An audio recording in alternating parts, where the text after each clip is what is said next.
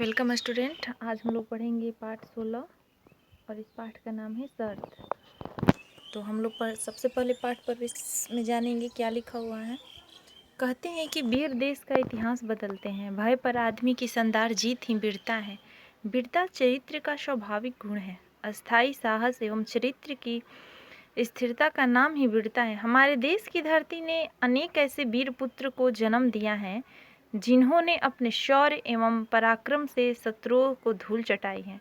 आइए इस पाठ में एक ऐसे ही बहादुर और पराक्रमी बालक की कहानी पढ़ते हैं। लाल किले में बादशाह औरंगजेब का दरबार लगा था।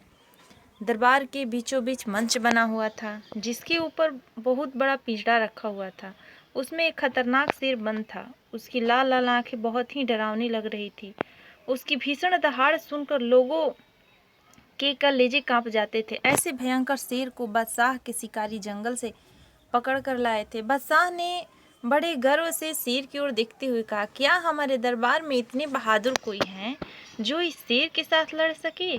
बादशाह की बात सुनकर सभी दरबारियों को सांप सूंघ गया।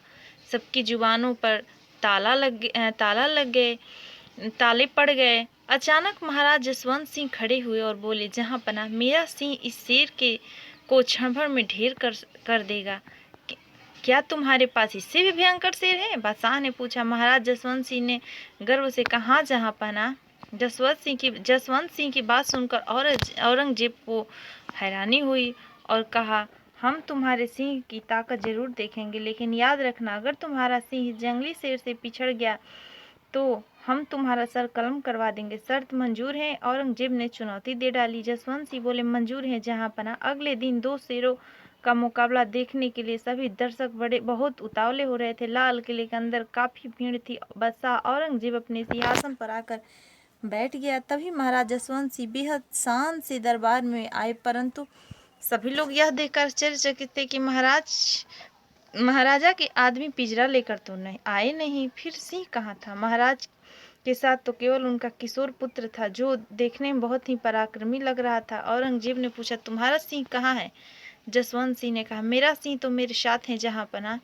आप अपने शेर को मुकाबले के लिए लाइए। सिपाहियों ने बादशाह का आदेश पाकर जंगली शेर को एक बड़े से अहाते में छोड़ दिया। जसवंत सिंह ने मुस्कुराते हुए अपने पुत्र की ओर देखा। पुत्र ने पिता के चरण स्पर्श किए और पिता से आशीर्वाद लेकर अहाते में घुस गया।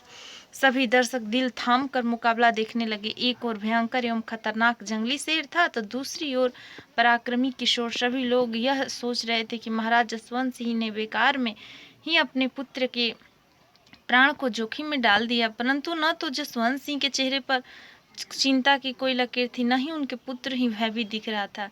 जंगली शेर दहाड़ते हुए आगे की ओर बढ़ा, परंतु एक तेजस्वी किशोर को अपनी ओर बिना भयभीत हुए आते देखकर पीछे हटने लगा। यह देखकर बादशाह के सिपाहियों ने भालों की नोक से शेर को उसकाया तो शेर किशोर के ऊपर झपटा। किशोर फुर्ती से एक तरफ हट गया और उसने शेर का वार खाली जाने दिया। किशोर ने बिजली की सी फुर्ती से म्यान से तलवार निकाल लिया। यह देख महाराजा जसवंत सिंह गरजते हुए बोले, सुनो पुत्र, निहत्थे पर तलवार से वार करना राजपूतों को शोभा नहीं देता। तलवार फेंक दो और फिर शेर से लड़ो। किशोर ने तुरंत तलवार को दूर फेंक दिया और निहत्था ही शेर से मुकाबला करने को तैयार हो गया। शेर जोर से दहाड़ा और अपना विशाल मुंह फाड़ते हुए किशोर पर झपट पड़ा। यह देखकर किशोर के चेहरे पर अधिक दृढ़ता आ गई। किशोर ने फुर्ती से शेर के दोनों जबड़े को अपने दोनों हाथों से कसकर पकड़ लिया। शेर तिलमिला उठा। किशोर की पकड़ से छूटने के लिए उसने पूरी ताकत लगा दी, पर अपने आप को छुड़ा नहीं पाया। आखिर यह पकड़ एक फौलादी राजपूत किशोर की थी। किशोर के हाथों की पकड़ मजबूत होती चली गई। खूंखार शेर बेबस होकर गरजता रहा। उस तेजस्वी किशोर ने तुरंत ही शेर के जबड़े को फाड़ दिया। शेर ने वहीं तड़प तड़प कर दम तोड़ दिया।